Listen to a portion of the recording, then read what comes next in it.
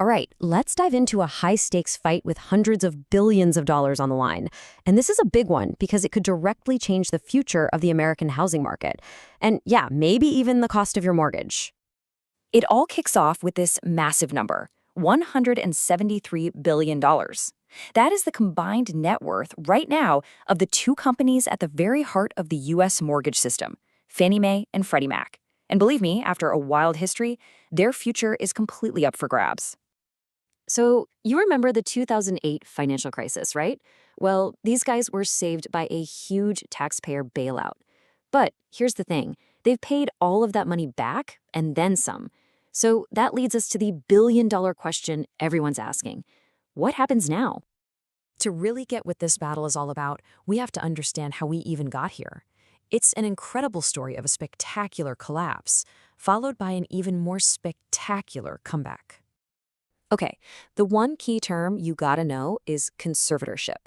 Now, this isn't bankruptcy. Think of it like a special legal status, where the U.S. government basically took the wheel of Fannie and Freddie to keep them from crashing back in 2008.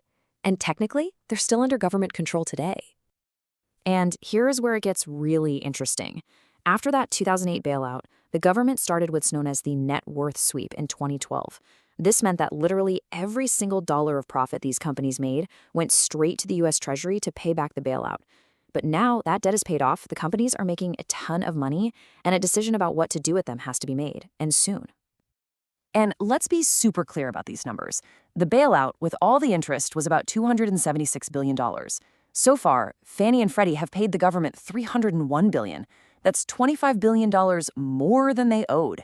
The slate isn't just clean, it's practically overflowing. So this brings us to the first of two huge proposals on the table. At the time this whole debate was really heating up, the Trump administration had a plan to start privatizing these companies, and, well, they wanted to move fast. So the plan is pretty straightforward. Sell off about 5% of the company's shares on the public market. The goal? A quick $25 to $30 billion for the government. There's also been some talk of merging the two into one massive entity, the Great American Mortgage Corporation. And, of course, the administration says the whole point is to keep mortgage rates stable for everybody. But, not everyone thinks selling right now is such a great idea. So let's look at the counterproposal, which is being pushed by one of the most powerful players in this entire game. And that player is the billionaire investor Bill Ackman. His firm is the single biggest private shareholder in Fannie and Freddie, and he is arguing very loudly that the government's plan to sell shares right now would be a massive, massive mistake. Ackman's whole argument comes down to what he calls the trust deficit. I mean, put yourself in an investor's shoes. They got totally burned in 2008 and then again in 2012. Why would you buy shares in a company where the government can just change the rules whenever it wants? On top of that, as long as they're in conservatorship, the boards legally have to do what's best for the government, not for new shareholders. It's a really tough sell. So Ackman has a totally different roadmap. First, the government needs to come out and officially say, yep, the bailout is repaid. Second, the government turns its special ownership rights into a huge 79.9% stake in common stock. Then, you put the companies back on the New York Stock Exchange to build confidence. Then, you can spend the next few years carefully planning a full exit. It's all about playing the long game, not going for a quick cash grab. So, there you have it. Two very different visions for the future. Let's put them side by side and see how they really stack up.